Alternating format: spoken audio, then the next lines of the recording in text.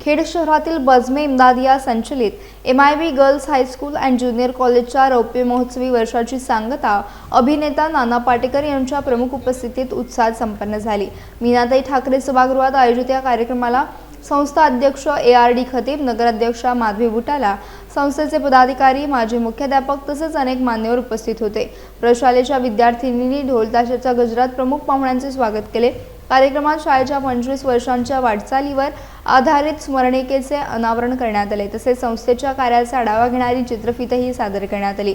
यावेळी नाना पाटेकर यांनी शिक्षण, भाषा आणि मानवतेचे महत्त्व अधोरेखित करत समाज उपयोगी शिक्षणाशिवाय खरी प्रगती शक्य नसल्याचे सांगितलं।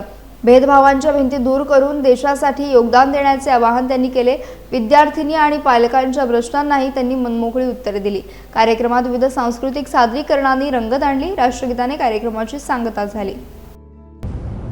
प्रत्येक मॅच ही वेगळी असते। काल तुम्ही लावलेली सेंचुरी महत्त्वाची नाही, आज तुम्ही कसे खेळलात हे जास्त महत्त्वाचं। इथनं तुम्ही जे शिकून निघणार आहात हे शिक्षण तुम्ही वापरताय कसं समाजामध्ये ते जास्त महत्त्वाचं आहे। नाहीतर त्या शिक्षणाला काही अर्थ नाही, गाडीचा अर्थ नाही। हे शिक्षण केवळ हिंदू किंवा मुसलमान किंवा दलित किंवा अशा मर्यादित ह्याच्यामध्ये कमवू नका तुम्ही। त्याच्यामधून तुम्हाला खूप काहीतरी करता येणार आहे। आणि जोपर्यंत तुमचं शिक्षण समाजाच्या उपयोगी येत नाही तर तुमच्या शिक्षणाला काही अर्थ नाही। सतत माझ्यामुळे माझं पोट एवढंही भरतं ना, पण मग त्याच्यानंतरच मला समाजासाठी करायला पाहिजे ते तुम्ही करणार आहात का? तर मग मी इथे आल्याचा फायदा मला वाटतो। सातत्यानं तुम्ही सतत माझ्या शेजाऱ्याचा मी विचार करायचा, इन्स्पाइट ऑफ दॅट की कोण आहे तो, कुठल्या जातीचा आहे, माझा त्याला फायदा व्हायला पाहिजे।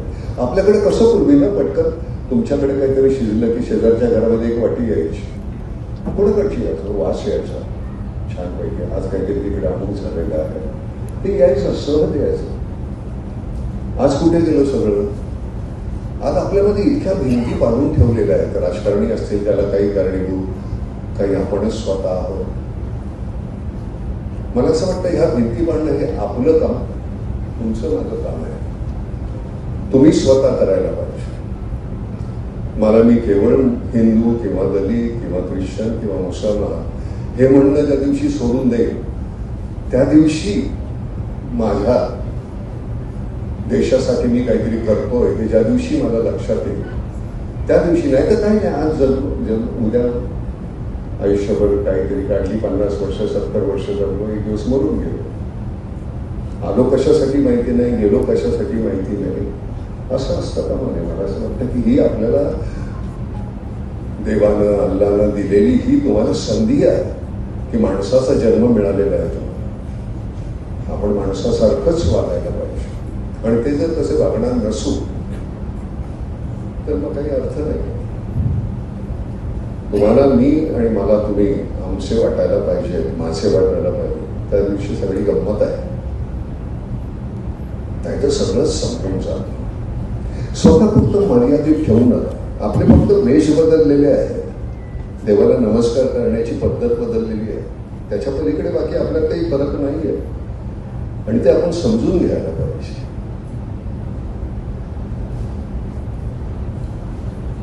कशासाठी म्हणजे मला हे कुठलं प्रतीक म्हणून मी नाही वापरत। करोना आला त्यावेळी सारख्या हात धुवायला लागायचे, नाक पुसायला लागायचं, म्हणून मग ती जी सवय लागली ती ते म्हणून आहे।